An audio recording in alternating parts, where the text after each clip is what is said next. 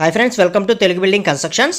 Friends, ఈరోజు వీడియోలో మన సబ్స్క్రైబర్స్లో చాలామంది కూడా ఒక బెడ్రూము, ఒక హాలు, ఒక కిచెన్ ఉండే విధంగా ఒక ఇల్లు కట్టుకోవడానికి తక్కువ బడ్జెట్లో ఎంత ఖర్చు అవుతుంది వివరంగా చెప్పండి అని చెప్పి మనల్ని ఎప్పటి నుంచో అడగడం అయితే జరుగుతుందండి. ప్రజెంట్ ఒక ఇల్లు కట్టుకోవడానికి సింపుల్గా ఒక బెడ్రూమ్ హౌస్ ఉండేటట్లుగా ఇల్లు కట్టుకోవడానికి రేకులు వేసుకొని ఇల్లు కట్టుకుంటే ఎంత ఖర్చు అవుతుంది తక్కువ బడ్జెట్లో, అదేవిధంగా రేకులు కాకుండా దానికి స్లాబ్ వేసుకుంటే ఎంత ఖర్చు అవుతుంది అనేది ఈ వీడియోలో మనం డీటెయిల్గా అయితే తెలుసుకుందామండి. అలాగే ఇక్కడ చూస్తున్న రేకుల షెడ్ వచ్చి 16.5 అడుగు వెడల్పు ఉంటుందండి, 30 అడుగులు పొడవైతే ఉంటుంది.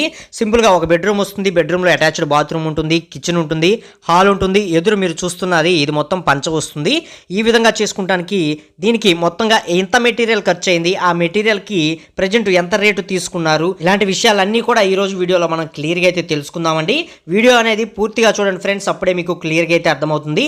అలాగే వీడియో నచ్చినట్లయితే తప్పకుండా లైక్ చేసి మీ సపోర్ట్ అనేది తెలియజేయండి ఫ్రెండ్స్. ఓకే, వీడియో అయితే స్టార్ట్ చేసేద్దాం.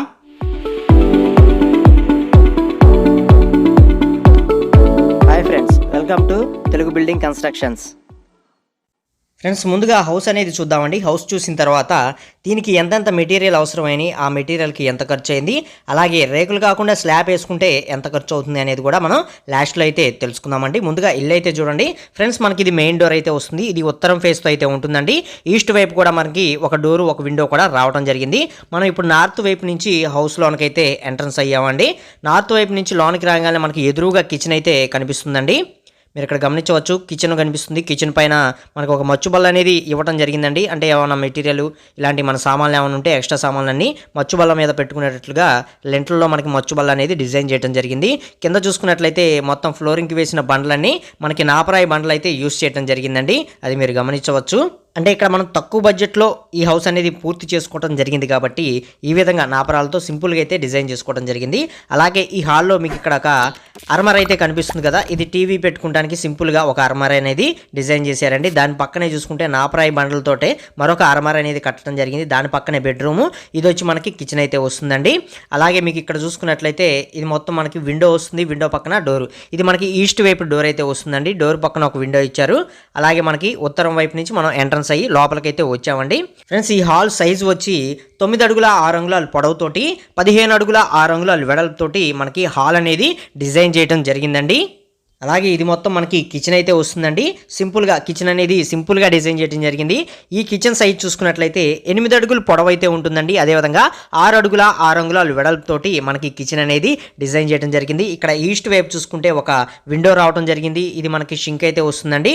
సింపుల్గా టైల్స్ కానీ మార్బుల్స్ కానీ దీనికి గ్రానైట్ కానీ ఏది యూజ్ చేయలేదండి. సింపుల్గా సిమెంట్ తోటి మనకి ఈ కిచెన్ ప్లాట్ఫామ్ అనేది డిజైన్ చేయడం జరిగింది. అంటే తక్కువ బడ్జెట్లో కాబట్టి ఈ విధంగా మనం డిజైన్ చేసుకుంటాం జరిగిందండి. అలాగే పక్కనే అర్మర్లు కానీ చూసుకున్నట్లయితే నాపరాయి బండలు ఏవైతే ఉన్నాయో ఈ నాపరాయి బండలతోటే మనకి అర్మర్లు అనేవి కట్టడం జరిగింది. కింద చూసుకున్నట్లయితే మనకి గ్యాస్ బండ ఇవన్నీ పెట్టుకోవడానికి వీలుగా ఉండేటట్లు కింద ర్యాకులు అనేవి ఇచ్చారండి. ఇది మనకి షింక్ అయితే వస్తుంది. షింక్ కింద పైప్ అయితే ఉంది, బయటికి వేస్ట్ వాటర్ అనేది బయటికి వెళ్ళడానికి ఇచ్చారు. అలాగే ఇక్కడ ఖాళీ ప్లేస్ ఏదైతే ఉందో ఈ ఖాళీ ప్లేస్లో మనం ఫ్రిడ్జ్ పెట్టుకోవడానికి ఈ ఖాళీ ప్లేస్ అనేది ఇక్కడ వదిలిపెట్టడం జరిగిందండి. దీనిపైన మనకి ఫ్రిడ్జ్ దగ్గర కరెంట్ పాయింట్ కూడా ఇచ్చారు. ఇది మీరు గమనించుకోవచ్చు. కిచెన్ అయితే సింపుల్గా ఈ విధంగా డిజైన్ చేశారండి. ఇది మొత్తం మనకి హాల్లో నార్త్ వైపు ఒక డోర్ వస్తుంది, ఒక విండో వస్తుంది. అలాగే మనకి ఈస్ట్ వైపు ఒక డోర్ వస్తుంది, ఒక విండో వస్తుంది. పోతే మనకి ఇది బెడ్రూమ్ అయితే వస్తుందండి. ఈ బెడ్రూమ్లోకి వెళ్ళి బెడ్రూమ్ కూడా ఒకసారి ఏ విధంగా ఉంది అనేది సింపుల్గా అయితే చూసుకుందాం. మనకి బెడ్రూమ్లోకి ఎంట్రన్స్ అవ్వగానే ఇక్కడ విండో అయితే ఒకటి ఇవ్వడం జరిగిందండి. మీరు గమనించవచ్చు. మనకి నార్త్ వైపు ఏ విండో అయితే ఇచ్చారో ఆ విండోకి ఎదురుగా మనకి డోర్ అయితే ఇచ్చారండి. ఆ డోర్కి ఎదురుగానే మనకి ఆపోజిట్ డైరెక్షన్లో మనకి మరొక విండో అయితే రావడం జరిగింది. ఆ విండో పక్కనే మనకి అరమర అనేది డిజైన్ చేయడం జరిగిందండి. నాపరాలతో కట్టిన అరమర ఇది కూడా. ఓకేనా, ఇది మొత్తం మనకి బెడ్రూమ్ అయితే వస్తుందండి. అంటే కలర్స్ ఒక రౌండే కొట్టారు, మరొక రౌండ్ కొట్టాల్సిన అవసరం అయితే ఉంది దీనికి. కింద చూసుకున్నట్లయితే మనకి టైల్స్ మార్బుల్స్ ఏమీ యూస్ చేయలేదండి, జస్ట్ నాపరాయి బండ్లు అయితే యూస్ చేశారు. దీనిలో మనకి అటాచ్డ్ బాత్రూమ్ అయితే వస్తుందండి. మనకి ఈ బెడ్రూమ్ సైజు వచ్చి 9 అడుగుల 1 అంగుళం మనకి వెడల్పు ఉంటుందండి. అలాగే 12 అడుగుల పొడవుతోటి బెడ్రూమ్ అనేది ఇచ్చారు. అలాగే మీరు ఇప్పుడు చూస్తుంది బాత్రూమ్ అయితే వస్తుందండి. ఈ బాత్రూమ్ సైజు వచ్చి మనకి 4 అడుగులు వెడల్పు అయితే ఉంటుందండి. అదేవిధంగా 6 అడుగుల 6 అంగుళాల పొడవుతోటి ఈ బాత్రూమ్ అనేది మనకి డిజైన్ చేయడం జరిగిందండి. అలాగే ఈ బాత్రూమ్కి కానీ హౌస్కి కానీ వారిన డోర్స్ దర్వాజాలు ఇవన్నీ కూడా ఫ్లష్ డోర్స్ ఇలాంటివి యూస్ చేశారండి. అలాగే మనకి కలపతో చేసిన అంటే చెక్కతో చేసిన ఈ ఫ్రేమ్స్ డోర్ ఫ్రేమ్స్నే మనకి వీళ్ళు యూస్ చేయడం జరిగింది. అలాగే ఇక్కడ ఒక వెంటిలేషన్ కోసం ఒక ఇంటర్ కిటికీ అనేది ఇక్కడ డిజైన్ చేయడం జరిగింది. టోటల్గా హౌస్ అయితే ఇదండి. ఇప్పుడు ఈ హౌస్కి ఎంత ఖర్చు అయింది అన్న విషయం చూసుకున్నట్లయితే టోటల్గా 4,50,000 రూపాయల దాకా ఈ హౌస్ కట్టడానికి ఇప్పుడు మీరు చూస్తున్న విధంగా ఈ విధంగా ఉండటానికి మొత్తం చేయడానికి వర్క్ మొత్తానికి కలుపుకొని 4,50,000 రూపాయల దాకా అయితే దీనికి ఖర్చు అయితే అయిందండి. అది ఎలా అయ్యింది అంటే ఏ మెటీరియల్ వాడారు, దానికి ఏ మెటీరియల్ ఎంత కాస్ట్ ప్రజెంట్ తీసుకుంటున్నారు, ఇలాంటి వివరాలు కూడా ఇప్పుడు నేను మీకు మొత్తంగా క్లియర్గా అయితే చెప్తానండి. మీకు ఇది రేకుల హౌస్ కాబట్టి సింపుల్గా తక్కువ బడ్జెట్లో 4,50,000 రూపాయల్లో వీళ్ళైతే కంప్లీట్ చేసుకోవడం జరిగిందండి. ఇదే కానీ స్లాబ్ వేసుకున్నట్లయితే ఆల్మోస్ట్ 7 లక్షల రూపాయల దాకా మనకి ఈ స్లాబ్ వేసుకుంటే దీనికి ఖర్చు అనేది అవుతుందండి. ఇప్పుడు దీనికి అయిన మెటీరియల్ ఒకసారి అయితే మనం చూసుకుందాం. ఫ్రెండ్స్, ముందుగా ఈ హౌస్ మొత్తం రెడ్ బ్రిక్స్తో కాదండి సిమెంట్ బ్రిక్స్తో అయితే కన్స్ట్రక్షన్ అనేది పూర్తి చేసుకోవడం జరిగింది. ఈ సిమెంట్ బ్రిక్స్ మొత్తం కూడా ఈ హౌస్ మొత్తానికి బేస్మెంట్కి అలాగే పైన ఈ విధంగా చూస్తున్న మొత్తం హౌస్ కన్స్ట్రక్షన్ పూర్తి చేసుకోవడానికి 3,000 సిమెంట్ రాళ్ళు అయితే మనకి ఇక్కడ పట్టినాయండి. ఈ 3,000 సిమెంట్ రాళ్ళకి ఒక సిమెంట్ రాయి బ్రిక్ కాస్ట్ వచ్చి 19 రూపాయల దాకా మనకి ప్రజెంట్ మార్కెట్లో తీసుకోవడం జరుగుతుంది. వేరే ఊర్లో కొంచెం రేటు 20 రూపాయలు 22 రూపాయలు అలా కూడా తీసుకుంటారు. బట్ మా ఏరియాలో వచ్చి 19 రూపాయలు అయితే తీసుకోవడం జరిగిందండి. కాబట్టి 57,000 రూపాయల దాకా మాకు ఈ సిమెంట్ రాళ్ళకైతే ఇక్కడ ఖర్చు అయితే అయ్యిందండి. అలాగే ఈ హౌస్ మొత్తం కన్స్ట్రక్షన్ మొత్తం పూర్తి చేసుకోవడానికి సిమెంట్ అండి. ఈ సిమెంట్ వచ్చి టోటల్గా ఒక 70 బస్తాల దాకా సిమెంట్ అయితే ఖర్చు అయింది. 70 బస్తాలు మనకి ఒక బస్తా కాస్ట్ వచ్చి 490 రూపాయలు ఆ మధ్యలో అయితే రేట్ అయితే ఉందండి. టోటల్గా చూసుకున్నట్లయితే 34,000 రూపాయల 300 రూపాయల దాకా మాకు ఇక్కడ సిమెంట్కి అయితే ఖర్చు అయిందండి. అలాగే ఇసుక రేటు చూసుకున్నట్లయితే ఇసుక రేట్ అనేది చాలా ఎక్కువగా ఉందని చెప్పుకోవచ్చు. ఎక్కడ చూసినా ఇసుక బాగా డిమాండ్గా అయితే ఉందండి. కాకపోతే మాకు దీనికి హౌస్కి కన్స్ట్రక్షన్ మొత్తం పూర్తి చేసుకోవడానికి టోటల్గా ఒక 5 ట్రక్కులు ఇసుక అయితే ఇక్కడ మాకు ఖర్చు అయిందండి. ఒక ట్రక్కు కాస్ట్ వచ్చి 4,500 రూపాయలు అయితే మా ఏరియాలో తీసుకోవడం జరుగుతుంది. కాబట్టి 22,000 రూపాయల 500 దాకా ఇక్కడ దీనికి ఇసుక అయితే ఖర్చు అయిందండి. అలాగే బేస్మెంట్ ఫిల్ చేసుకుంటానికి సపరేట్గా ఒక 40,000 రూపాయల దాకా మనకి ఇసుక అయితే ఇక్కడ ఖర్చు అవడం జరిగిందండి. అలాగే పైపులకి రేకులకి కానీ చూసుకున్నట్లయితే టోటల్గా ఒక 30,000 రూపాయలు అయితే రేకులకు కానీ పైపులకు కానీ ఖర్చు అయితే అయ్యిందండి. అలాగే దర్వాజాలకు కానీ తలుపులకు కానీ కిటికీలకు కానీ వీటన్నిటి కూడా ఒక 30,000 రూపాయల దాకా ఇక్కడ ఖర్చు అయితే అయిందండి. అలాగే ప్లంబింగ్ అండ్ ఎలక్ట్రిషియన్ ఈ వర్క్ చేసినందుకు సింపుల్గా వీటన్నిటికీ మెటీరియల్ తెచ్చినందుకు వీటన్నిటికీ కూడా టోటల్గా కలుపుకొని ఒక 20,000 రూపాయల దాకా ఇక్కడ ఖర్చు అయితే అయిందండి.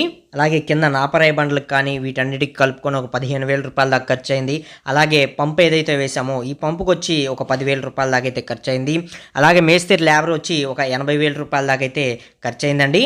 ఇలా చిన్న చిన్నవి మనం తెచ్చినందుకు ఈ ట్రావెల్ బాడుగులు ఇవన్నీ అన్ని టోటల్గా కలుపుకొని ఈ హౌస్ మొత్తం పూర్తి చేసుకోవడానికి 4,50,000 రూపాయల దాకా ఇక్కడ ఖర్చు అయితే అయ్యిందండి. అదే మీరు సింపుల్గా ఇదే సైజులో ఒక స్లాబ్ వేసుకొని ఆ ఇంటిని మీరు పూర్తిగా చేసుకోవాలి అన్నట్లయితే మీకు సింపుల్గా ఒక 7 లక్షలు అయితే ఖర్చు అయితే అవుతుందండి. అందులో కూడా మీరు సింపుల్గా ఈ విధంగా అన్నీ తక్కువ బడ్జెట్లో మీరు కన్స్ట్రక్షన్ చేసుకుంటేనే 7 లక్షల్లో పూర్తవుతుంది.